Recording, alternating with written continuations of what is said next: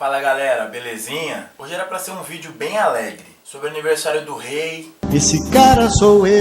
Não é esse rei. Edson Arantes do Nascimento, o Pelézão. Só que ontem a gente foi meio que pego de surpresa com uma notícia muito triste. A morte de Carlos Alberto Torres, o grande capita. Por conta disso, hoje eu vou fazer um especial um pouquinho diferente. Um especial sobre os dois maiores de 1970. Protagonistas de uma das maiores seleções de todos os tempos. Responsáveis por uma das jogadas mais marcantes de todas as Copas. Confere aí.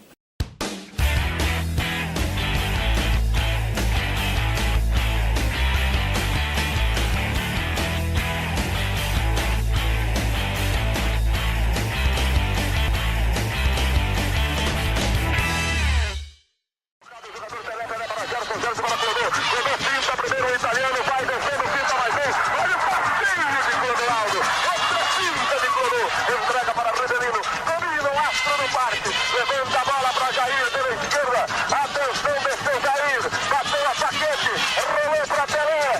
Atenção, Pelé para Carlos Alberto. Livra a bomba para o goleiro.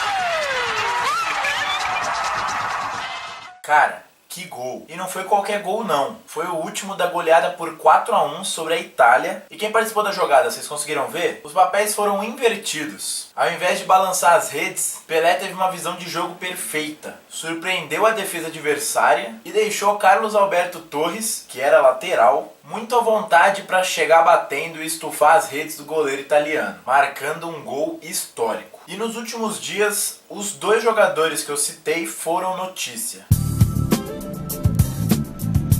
Há 3 dias, Pelé completava mais um ano de vida, totalizando 76. E ao longo desses anos ele fez mais do que história no futebol. Ele marcou época. Edson Arantes do Nascimento, ou simplesmente Pelé. Ele nasceu no dia 23 de outubro de 1940, na cidade de Três Corações, em Minas Gerais. Filho de Celeste Arantes e do ex-jogador de futebol amador João Ramos do Nascimento, Edson se mudou logo cedo para Bauru, interior de São Paulo, e foi na cidade paulista que ele começou a jogar em clubes de divisões inferiores. Aos 15 anos foi levado ao Santos, e menos de um ano depois estreou como profissional. Com 17, já havia conquistado o Campeonato Paulista, sendo o grande artilheiro com 36 gols, e também foi convocado para a seleção brasileira. No Peixe, onde atuou quase que a vida toda, de 1956 a 1974, Pelé quebrou diversos recordes, conquistando 10 títulos paulistas e 6 nacionais, equivalentes ao Campeonato Brasileiro atual. Além disso, ele ainda levou o time a 2 conquistas de Libertadores e Mundial de Clubes, nos anos de 1962 e 63. Já na seleção, logo em sua primeira Copa do Mundo,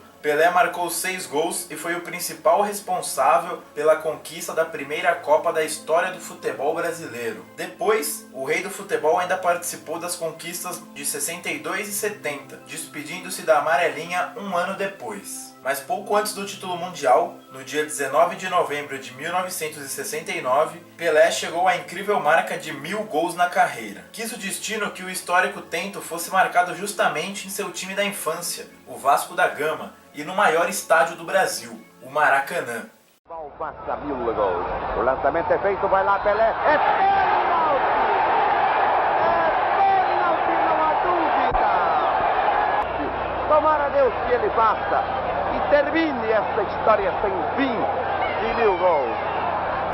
Também um homem frio como ele se emociona. Caminhou Pelé, apontou.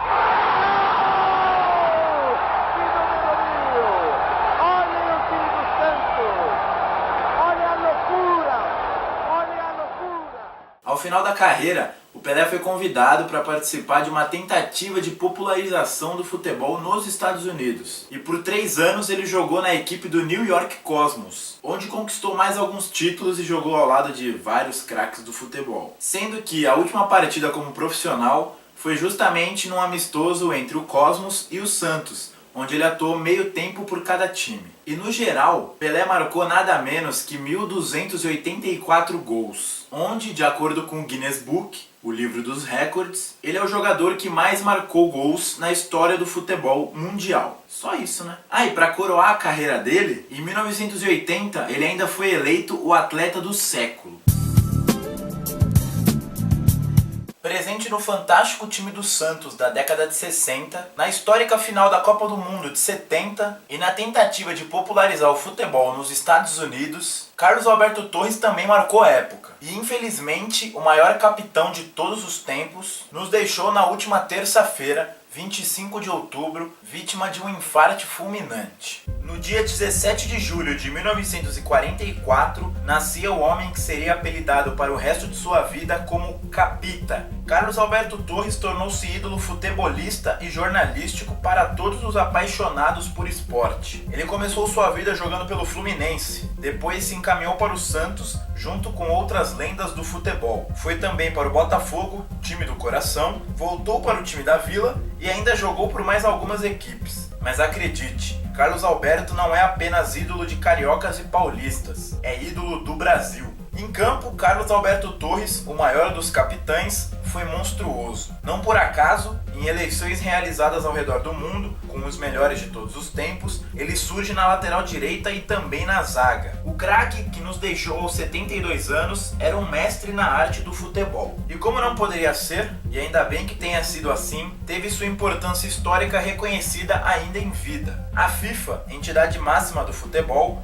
o escalou, por exemplo, em seu time do século XX. Com o compatriota Djalma Santos entre os 11 escolhidos, ele não poderia ficar de fora. Foi parar logo no miolo da defesa, onde também se sentia em casa. No Brasil, ficou entre os 11 maiores nomes da história da seleção para a revista Placar de 1996. E sua carreira por clubes naturalmente não passou despercebida. Carlos Alberto também está em todos os times dos sonhos do Santos. Fora do Brasil, também recebeu outras honrarias. O Capita está eternizado no futebol e tem melhor forma de entrar na história do que como o primeiro capitão a beijar a taça da Copa do Mundo antes de erguê-la, um gesto marcante de carinho, afeto e que seguirá por gerações, em memória de Torres. Como jogador, tricampeão carioca pelo Flu, penta paulista e bi-brasileiro pelo Santos, tetranacional pelo New York Cosmos, campeão mundial de 70. Já como treinador, campeão brasileiro pelo Flamengo, carioca pelo Fluminense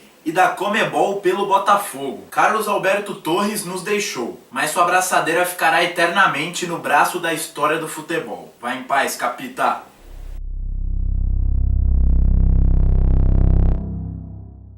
Bom, gente, por hoje foi isso, espero que vocês tenham gostado. E eu vou deixar aqui embaixo os últimos 2 vídeos postados no canal para você ir lá e dar aquela relembrada. O primeiro é sobre a cobertura que eu fiz do título paulista feminino de vôlei do Osasco. Tem entrevista com a Dani Lins, Tandara, com o técnico Luiz Omar de Moura. Assiste aí que tá bem bacana. E eu também não poderia deixar de falar do East Midlands Derby, um curioso clássico que envolve 3 tradicionais equipes inglesas: o Derby County, o Leicester City e o Nottingham Forest. E não se esqueça, para assistir os outros vídeos e continuar seguindo a série Clássicos pelo Mundo, é só acessar o canal. Se inscreve, marca seu amigo, sua amiga que gosta do tema, deixa seu like aqui embaixo que isso é muito importante pra mim. E semana que vem eu tô de volta. Bom, vou deixar com vocês minhas redes sociais, Instagram, página no Facebook, acessem meu blog e se inscrevam no canal.